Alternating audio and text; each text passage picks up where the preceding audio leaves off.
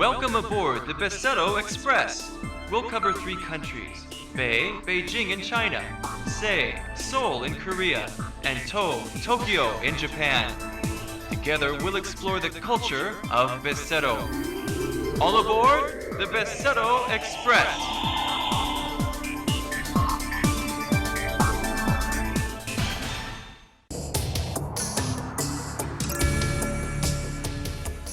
The history of man's development is the history of war. Before the introduction of guns, there were always swords at the center of history.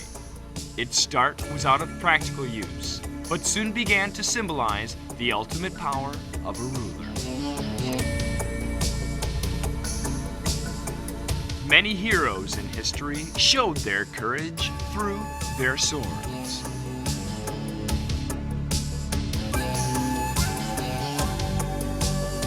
The sword in the West is also the symbol of a brave knight. The more advanced a sword culture was, the more power it had.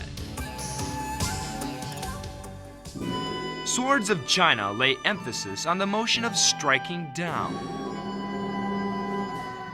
Swords of Japan, that had to be sharp and beautiful, were engraved with the spirit of a warrior.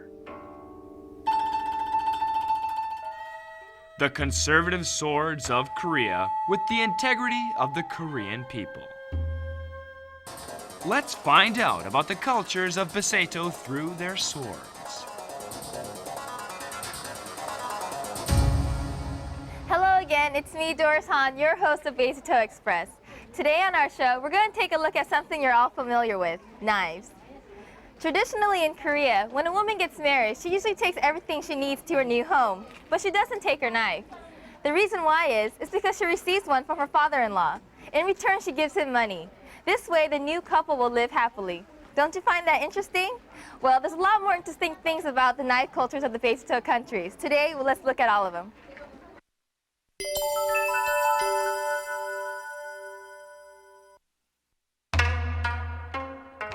In Korea, since metals had been tabooed, knives were not handed back and forth among people. It was even thought of as bad to attain a sword for free. The knife had to be always kept in a place where it could not be easily seen.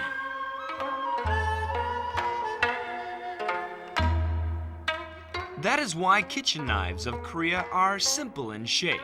If the blade was too sharp, it was believed to call in bad spirits. So the blades were sharpened just to the extent that they were able to cut food.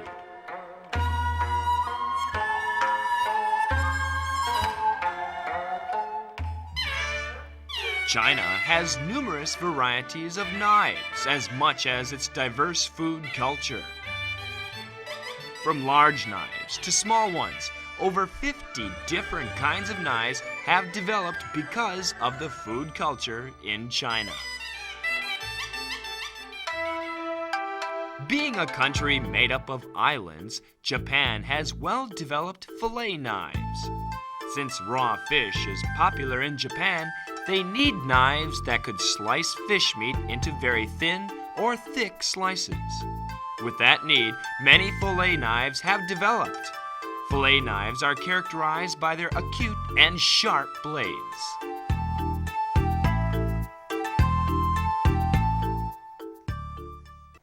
The knives you just saw were your basic kitchen knives used for everyday cooking.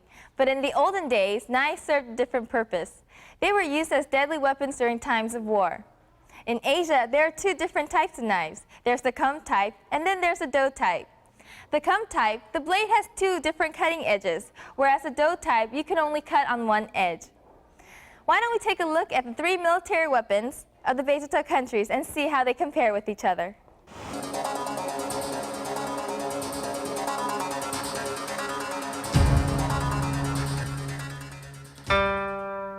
Taking in the iron culture through China and Korea in the 3rd century, Japan developed swords made of iron.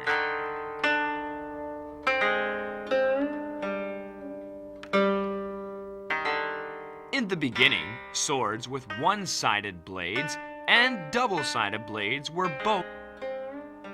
In the beginning, Swords with one-sided blades and double-sided blades were both used, but later on, most swords were one-sided. In the Heian period, when the shape of the sword changed from straight to a more curved line, the cutting power was increased. The Japanese sword, which was thin, light in weight, and very sharp, was the symbol of a warrior and a weapon in times of war. The Japanese sword has three functions: hitting, stabbing, and cutting, and developed as the symbol of the spirit of the warrior.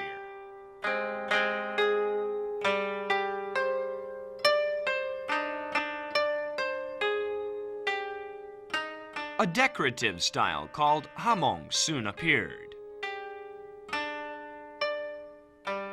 Artistic elements were added to the sword, and names or writings were carved onto the swords.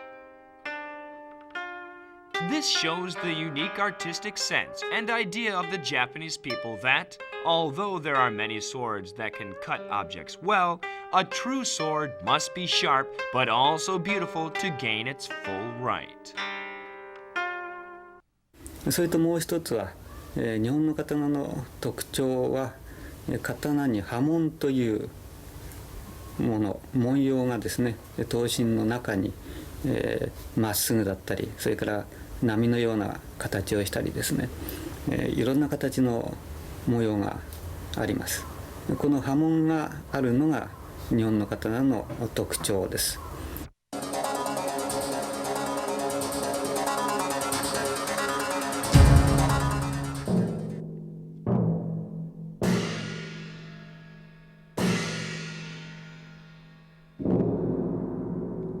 The sword was the first transcription device that was used to record the first historic record of China, the Kapkol Munja.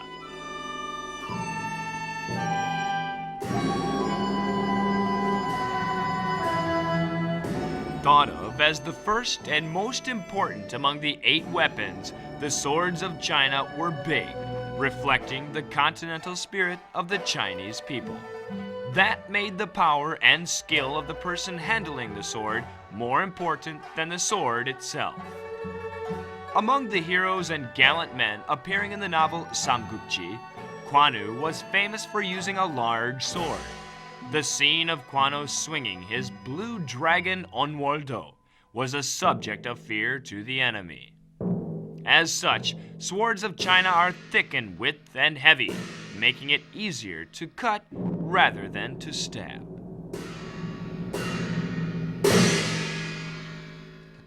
那这个剑呢，就是在中国发展演变过程，到后来就铁艺会有杠，很锋利啊。中国好多剑都是造剑的，在民间很有工艺很高的。啊，像我们流传至今的写的龙传宝剑呐，啊，那都是祖传的。啊，龙泉宝剑。啊，这个它有个优点，一加厚了以后啊，这在古时用刀，特别到马战的时候，陆战马刀啊，咔的砍剁啊，它那个只要是这儿真厚，啊，这个就特别它就由薄到厚，都特别锋利，而且不容易折断。 啊，杀伤力很好，可以说是马上用的刀特别多。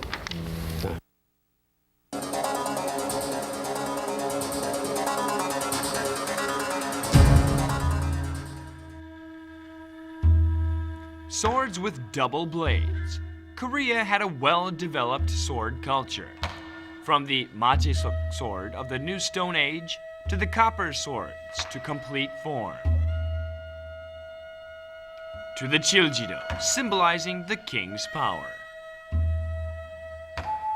The sword was a symbol of power and fear to the common people of Korea. After the Chosun period, the Korean sword laid emphasis on its decoration purposes rather than its function. Society at that time praised the pen more than the sword, so the sword remained as a decorative object mainly for the king.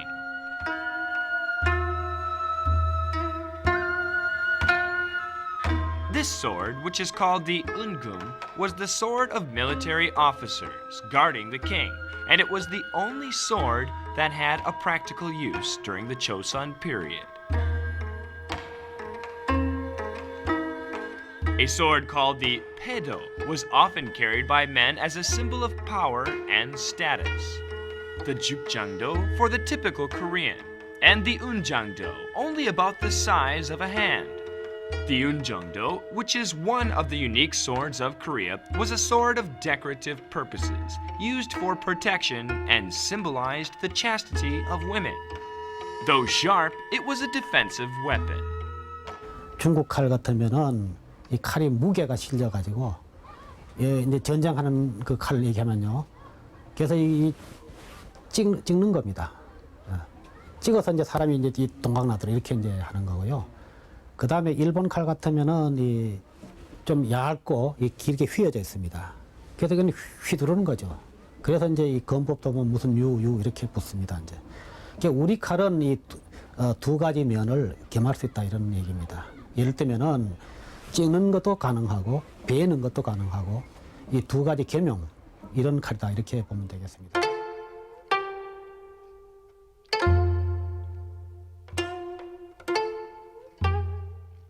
Have you ever seen such small knives? Of course you would have if you were a Korean female living in the past. Back then, many women carried these knives around as an accessory, but they were also used for self-protection. Girls first received their knives from their mothers as an heirloom to signal a sign of maturity. Aren't you curious to find out how they're made? So am I. Why don't we go take a look?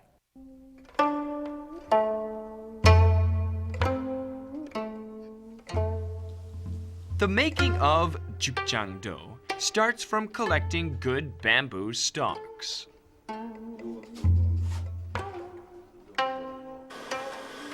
Finally, good quality iron is chosen to make the desired shape. The iron is heated in a fire and then pounded. This process is repeated over and over to take out all the impurities in the iron and to make a light and smooth blade.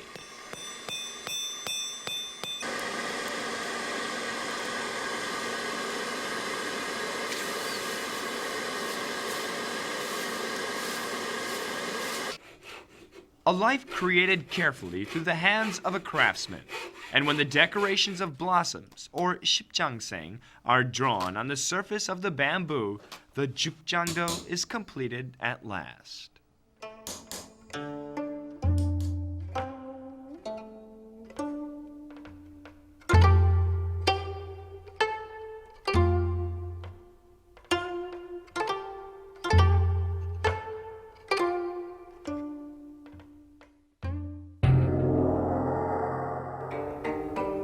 Unlike other countries, Japan makes its swords with iron sand. About 1 ton of iron is found in 6 tons of iron sand. This is purified to get the best quality iron. This iron is used to make the sword. It is not pounded in just any way. The soft and sticky iron is placed in the middle, and after it is surrounded by hard, strong iron, it is pounded. A blade made like this is not only strong, but also smooth and stiff.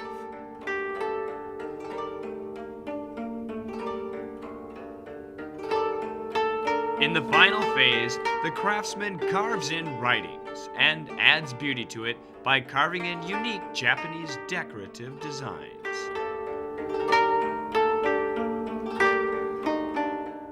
그럼 그거에 대해 가지고는요 조금 이 중국이나 일본보다 떨어집니다.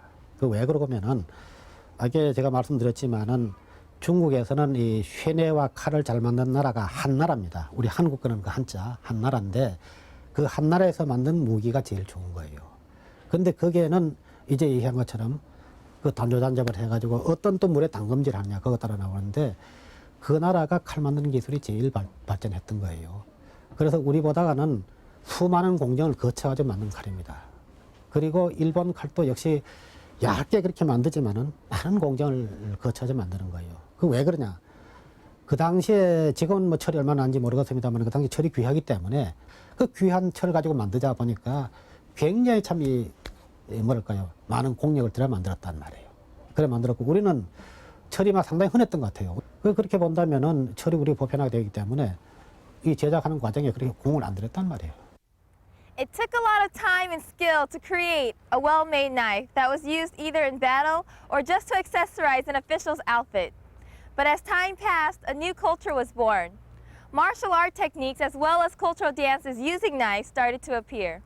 Why don't we go see some of these performances? China is famous for its elaborate swordsmanship. There are even sword techniques for dance, not war. Also, techniques for physical training. With the introduction of guns, the purpose of swords in warfare disappeared.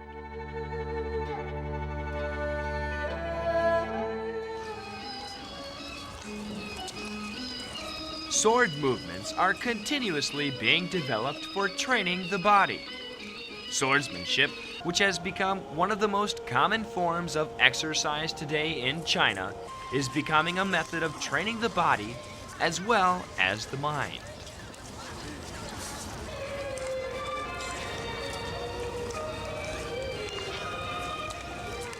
"当然，到解放以后的话呢，我们的剑主要是作为一个武术一些器材，就拿它来锻炼身体为主了，啊。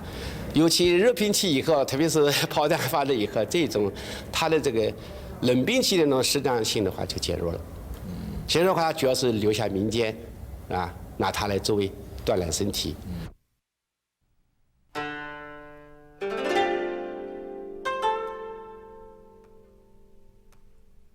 When people think of Japanese culture, many think of the samurai. Although it is a thing of the past, the samurai was at the center of Japanese culture, and in the center of the samurai spirit was always a sword. The swordsmanship of Japan shows a vertical and restrained form. Oppressing the enemy with just one attack, without false movements, is the unique characteristic of Japanese swordsmanship.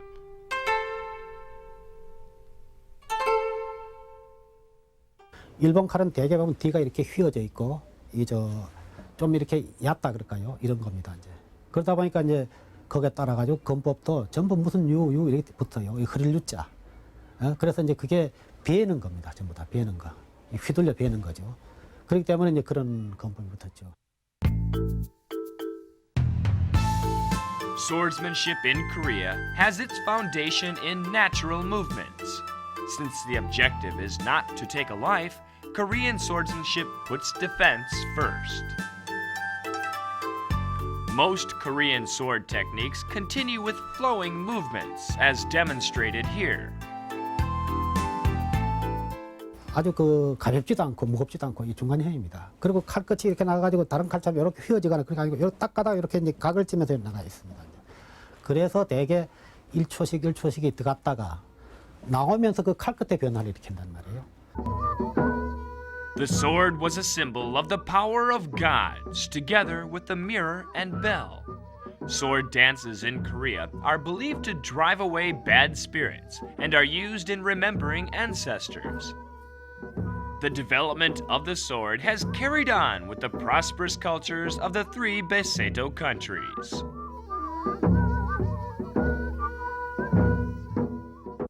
As we've seen and learned on today's show, there are two faces to a knife. On one hand, it can be a very useful tool, but on the other hand, it can be used as a deadly weapon. Therefore, in Korea, China, and Japan, before one actually picks up a knife, they take a deep breath so all the bad thoughts can leave their mind. Well, that's it for today's show. Don't forget me, Doris Han, your host, and I'll see you next time. The sword, with its traditional symbol of power, is coming back to life.